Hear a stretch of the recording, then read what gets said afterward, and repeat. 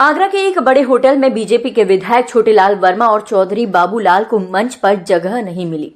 मंच पर जगह न मिलने पर दोनों विधायक बेहद नाराज नजर आए। एक विधायक का कहना था कि वह 5 बार के विधायक हैं, लेकिन उन्हें मंच पर जगह नहीं दी गई, जबकि 1 बार के विधायक को मंच पर जगह दी गई है। भाजपा विधायक की बड़ी नाराजगी को देखते हुए अधिकारी लगातार उन्हें मनाने का प्रयास करते रहे, लेकिन विधायकों की नाराजगी कम नहीं हुई। पंचायती राज सम्मेलन के मंच पर कैबिनेट मंत्री ओम प्रकाश राजभर के साथ साथ केंद्र सरकार के राज्य मंत्री प्रोफेसर एसपी सिंह बघेल भी मौजूद रहे।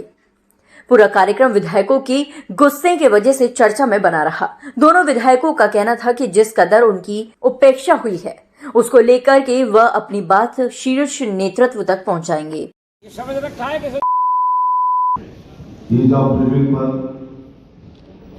पंचायत सम्मेलन पंचायत स्तर पर नहीं, ये तरीके बुलाए जा रहे हैं। हम लोग जा रहे बैठ कर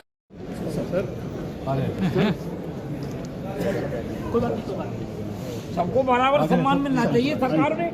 और ये मिला के नहीं है क्या? मैं समाधान करता हूँ। तरीका है क्या? नहीं, कोई तरीका है।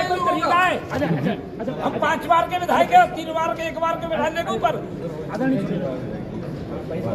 देखिए, उद्देश्य है कि सरकार जनता के द्वार जो केंद्र और प्रदेश सरकार की योजनाएं हैं, जो गांव के लोग उसका लाभ नहीं ले पाते हैं, इस नाते गांव में पंचायत सचिवालय बनाकर गांव में पंचायत सहायक की नियुक्ति, पंचायत सहायक और पंचायत सचिवालय के माध्यम से उनको उसी गांव में ही, बाहर उनको जाना नहीं है, सारी योजनाएं जो केंद्र और प्रदेश सरकार की चल रही हैं उसका लाभ लेने के लिए अगर उनको जाति आय प्रमाण पत्र चाहिए, खसरा खतौनी चाहिए, मृत्यु और प्रमाण पत्र चाहिए, परिवार रजिस्टर की नकल चाहिए, सारी 244 योजनाएं गांव में ही हम वहीं उपलब्ध कराने के लिए हम तैयारी में हैं।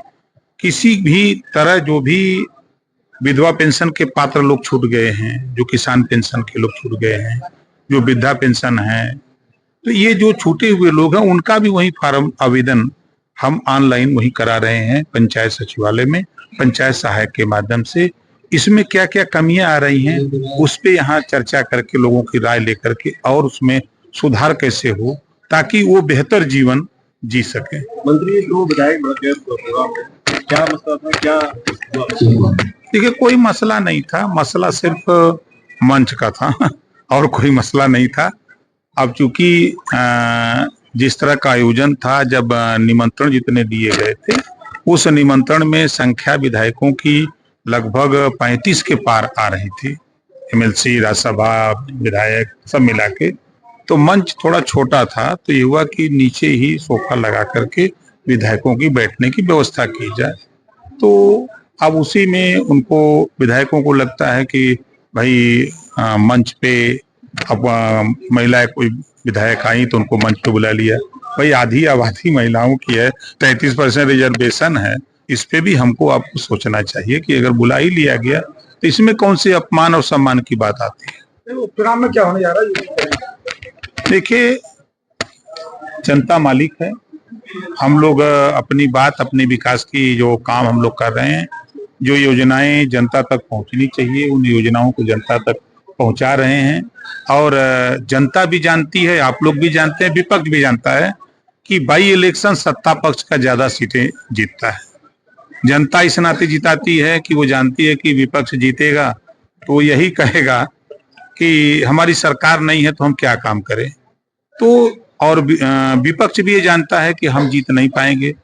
तो ये यूं कह लीजिए कि ग्रामीण गांव की भाषा, हम गांव के रहने वाले, तो गांव की भाषा में जो उपचुनाव होता है ये दुधारू गाय और ठाठ गाय के बीच में होता है।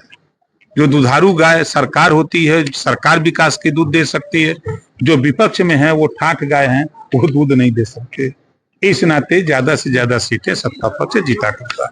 आज 6 राज्य जिनमें असम, अरुणाचल प्रदेश, उत्तर प्रदेश, बिहार, छत्तीसगढ़, कर्नाटक, नागालैंड और उत्तराखंड, इन राज्यों के निर्वाचित पंचायत प्रतिनिधि, जिसमें प्रधान, बीडीसी, जिला पंचायत सदस्य, जिला पंचायत अध्यक्ष, ब्लॉक प्रमुख और जहाँ जो नाम है अन्य राज्यों में, और राज्यों के अधिकारी और केंद्र के अधिकारी, भारत सरकार के सचिव और उत्तर प्रदेश सरकार के पंचायती राज के कैबिनेट मंत्री ओम प्रकाश राजभर, इनके डायरेक्टर, इनके एडिशनल चीफ सेक्रेटरी, इनके सेक्रेटरी, एडिशनल डायरेक्टर और हमारे सेक्रेटरी, सब लोग यहाँ पर ईज ऑफ लिविंग पर पंचायत सम्मेलन हो रहा है। माने जीवन कैसे आसान किया जाए और पंचायत स्तर पर सर्विस डिलीवरी क्या क्या कर सकते हैं, तो गांव के लोगों को बहुत परेशान ना होना पड़े। तो जन सेवा केंद्र, जन सुविधा केंद्र पंचायत पर अपना एक पंचायत सहायक है जिसको कंप्यूटर दिया गया है, तो वहाँ विधवा पेंशन, मैंने उदाहरण दिए, का फॉर्म भर जाए,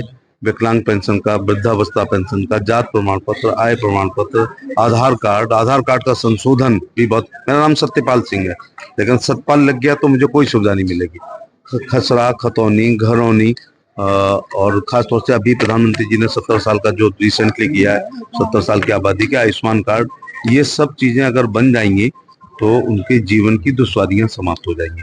मैं उत्तर प्रदेश सरकार का, उत्तर प्रदेश के माननीय मंत्री राजभर जी का और उनके एडिशनल सीएस नरेंद्र भूषण जी का मैं आभार प्रकट करना चाहूंगा कि पूरी टीम के साथ उन्होंने यहाँ पर आए हैं और कार्यक्रम को सफल बनाया है।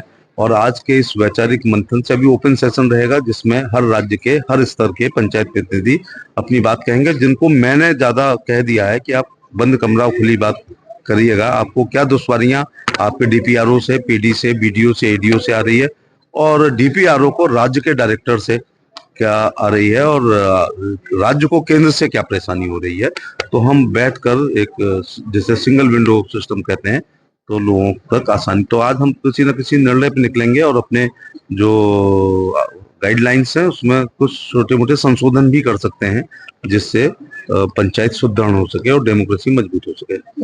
महाराष्ट्र में और झारखंड में क्या होने जा रहा है? आज का तो पंचायत का दिन है और जो होने जा रहा है वो हो रहा होगा, इस समय डिब्बे में बंद हो रहा होगा, और नई कितने बाल वो 23 या 24 तारीख को पता चल जाएंगे। लेकिन मैं महाराष्ट्र का दौरा किया हूँ, झारखंड का नहीं किया। आप में से कोई भी व्यक्ति मध्य प्रदेश की सरकार के लिए तैयार नहीं था 6 महीने पहले कि बन रही है। आप में से कोई भी राजस्थान के लिए नहीं हाँ कर रहे थे, ना कोई छत्तीसगढ़ के लिए कर रहे थे, ना उड़ीसा का। और रिसेंटली जो हरियाणा का चुनाव हुआ उसमें तो आप सब फेल हुए हैं, और हमारे विकास कार्य, कल्याणकारी योजनाएं पास हुई हैं। तो ये 4 राज्यों में पूर्वानुमान अलग थे और बहुमत के साथ बनी है। मैं उम्मीद करता हूँ झारखंड और महाराष्ट्र में बहुमत के साथ हम सरकार बनाएंगे और अपने एनडीए के पार्टनर्स के साथ।